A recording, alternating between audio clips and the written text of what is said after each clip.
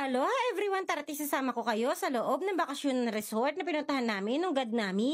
Nice! At iyan nga pala ang venue kung saan ginanap ang aming 2-day seminar. Perfect!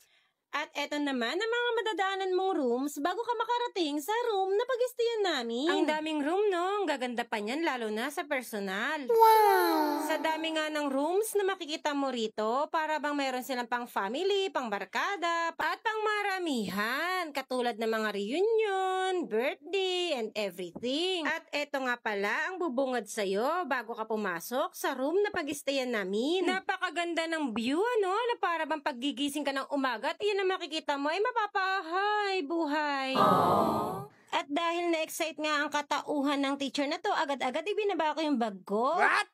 At agad-agad lumabas agad ako para mas makita ko ng mas malapitan ng mga magagandang view sa labas ng room na pag-stayan namin for 2 days. Sana all.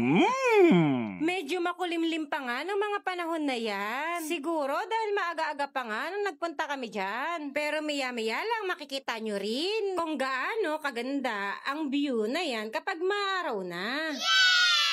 At ganito nga siya kaganda kapag umagang-umaga na at sikat na ang araw. Perfect! At pagkatapos, narito naman ang pwede mong upuan habang ikaw ay nag-chill and nagre-relax. Maaari ka dyan mag-picture-picture, mag-aura-aura, at kung ano pang pwede mong gawin habang andito ka malapit sa swimming pool. Wow! Iba rin kasi ang atake ng swimming pool na ito na para bang pag nakita mo ito, ikaw ay talaga mapapatampisaw. So nice. Na para bang kahit wala kang planong maligo, ay mapapaligo ka rito. Wow!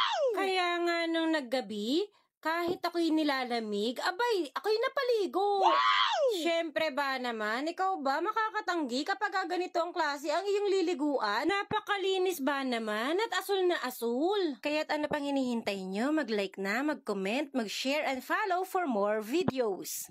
O siya, hanggang dito na lang. Thank you for watching. Bye!